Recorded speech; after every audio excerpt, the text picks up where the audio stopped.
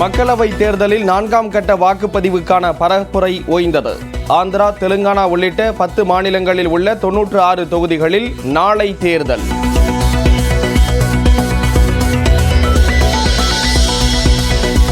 ராகுல் காந்தியின் வயதை விட குறைவான இடங்களே காங்கிரஸ் கட்சிக்கு கிடைக்கும் என பிரதமர் மோடி பேச்சு.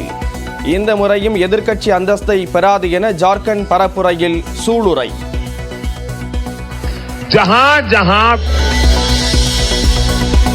பிரதமர் மோடியுடன் பொது விவாதம் நடத்த தயார் என ராகுல் காந்தி அறிவிப்பு. முன்னாள் நீதிபதிகள் விடுத்த அழைப்பை ஏற்று பதில்.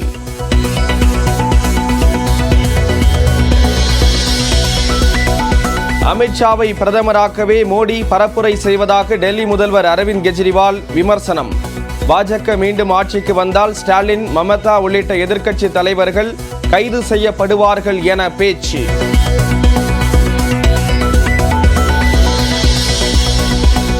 பாஜக வெற்றி பெற்றால் மோடிதான் மீண்டும் பிரதமர் ஆவார் என கெஜ்ரிவாலுக்கு உள்துறை அமைச்சர் அமித்ஷா பதில். 75 வயதுக்கு மேல் பதவியில் இருக்கக்கூடாது என்ற எந்த விதியும் பாஜகவில் இல்லை என விளக்கம்.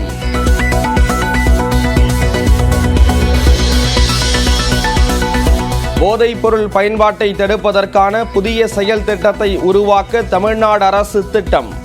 ஒரு வாரத்திற்குள் திட்டங்களை வகுக்க தலைமைச் செயலாளர் சிவதாஸ் மீனா அறிவுறுத்தல்.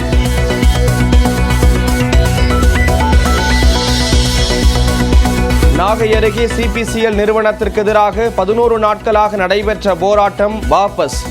மாவட்ட எஸ்பி தலைமையில் நடந்த சமரச பேச்சுவார்த்தையில் உடன்பாடு.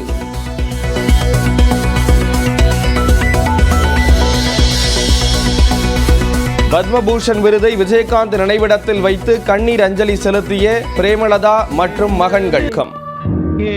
கேப்டன் அங்க இருந்திருந்தா இந்த பெருமைக்குரிய விருதை அவர் கையில வாங்கியிருந்தா அது ஒரு மிகப்பெரிய ஒரு வரமா இருந்திருக்கும். ஆனால் காலம் தாழ்ந்து கிடைத்தாலும் அந்த விருதை நாங்கள் தலைவணங்கி ஏற்றுக்கொள்கிறோம்.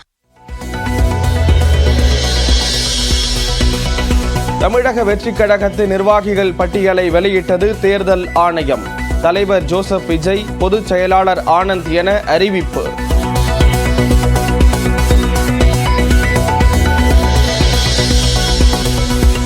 சேலம், திருச்சி, புதுக்கோட்டை என பல்வேறு இடங்களில் வெப்பத்தை தணித்த கோடை மழை.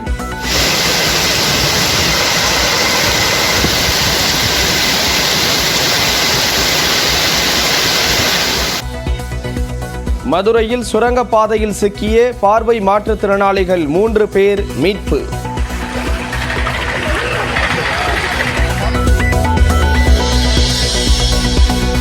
நீலகிரி, கோவை, திண்டுக்கல், தேனி மாவட்டங்களில் இன்று கனமழைக்கு வாய்ப்பு. விருதுநகர், தென்காசி, நெல்லை, கன்னியாகுமரி மாவட்டங்களிலும் கனமழை பெய்யக்கூடும் என வானிலை மையம் கணிப்பு.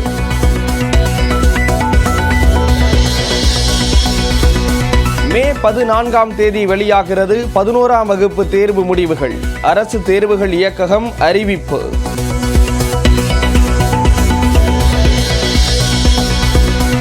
உதகையில் சுற்றுலா பயணிகளை கவர்ந்து இழுக்கும் மலர் கண்காட்சி. கொடைக்கானலில் குவிந்த மக்களால் கடும் வாகன நெரிசல்.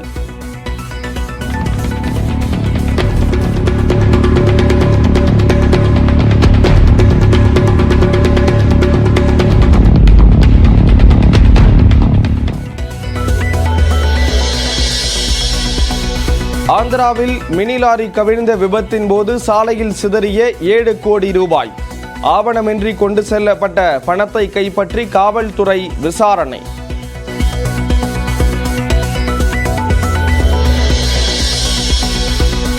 (2030) தங்கம் விலை சவரனுக்கு 1 லட்சம் ரூபாயை தொடும். நியூஸ் 18 தமிழ்நாடுக்கு தங்க நகை வியாபாரிகள் சங்க தலைவர் ஜெயந்திலால் பேட்டி. ஆந்திரா, தெலுங்கானா உள்ளிட்ட 10 மாநிலங்களில் நாளை மறுநாள் நடைபெறவுள்ள 4ஆம் கட்ட மக்களவைத் தேர்தலுக்கான பரப்புரை நேற்றுடன் ஓய்ந்தது. மக்களவைத் தேர்தலின் 4ஆம் கட்ட வாக்குப்பதிவு 10 மாநிலங்களில் உள்ள 96 மக்களவைத் தொகுதிகளில் நாளை நடைபெற உள்ளது. நாடாளுமன்ற தேர்தலுடன் சேர்ந்து ஆந்திர பிரதேசத்தில் 175 சட்டமன்ற தொகுதிகளுக்கும் வாக்குப்பதிவு நடைபெற இருக்கிறது. ஆந்திராவில் உள்ள 25 தொகுதிகளுக்கும் தெலுங்கானாவில் உள்ள 17 தொகுதிகளுக்கும் ஒரே கட்டமாக நாளை வாக்குப்பதிவு நடைபெறுகிறது. இதேபோல பீகாரில் 5 தொகுதிகள், ஜார்க்கண்டில் 4 தொகுதிகள், மத்திய பிரதேசத்தில் 8 தொகுதிகளுக்கும் நாளை தேர்தல் நடக்க உள்ளது. மகாராஷ்டிராவில் 11 தொகுதிகளுக்கும், ஒடிசாவில் 4 தொகுதிகளுக்கும், உத்தரப்பிரதேசத்தில் 13 தொகுதிகளிலும் நாளை வாக்காளர்கள் வாக்களிக்க உள்ளனர். மேற்கு வங்கத்தில் 8 தொகுதிகளிலும், ஜம்மு காஷ்மீரில் 1 தொகுதியிலும் வாக்குப்பதிவு நடைபெற இருக்கிறது. 4ஆம் கட்ட வாக்குப்பதிவை எதிர்கொள்ளும் 96 தொகுதிகளிலும் நேற்று மாலை 6 மணியுடன் பரப்புரை நிறைவடைந்ததை அடுத்து வாக்குப்பதிவிற்கான முன் ஏற்பாடுகள் தேர்தல் ஆணையம் தீவிரமாக ஈடுபட்டுள்ளது.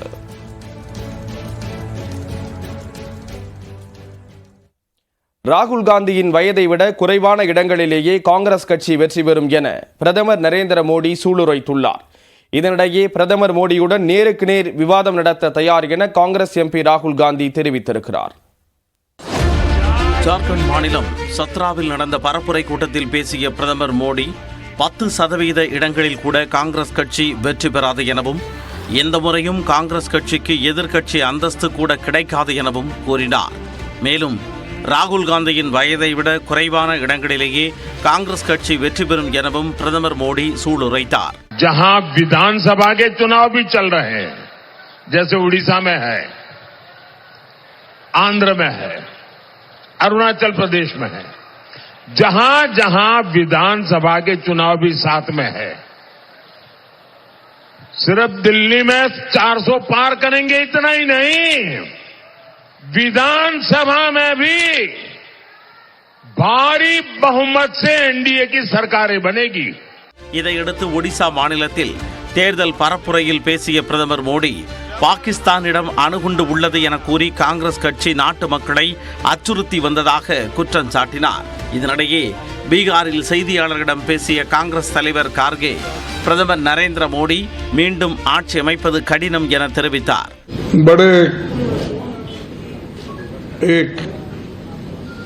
अभिमान के साथ बोलने का और गर्व के साथ बोलने का जो था वो उसमें नहीं दिख रहा था.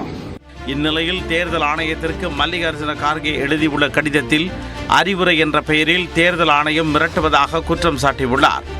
நேரடியாக கொடுக்கும் புகார்களையே நிராகரிக்கும் தேர்தல் ஆணையம் கூட்டணி கட்சிகளுக்கு எழுதிய கடிதத்திற்கு பதிலளிப்பது ஆச்சரியம் அளிப்பதாகவும் கூறியுள்ளார்.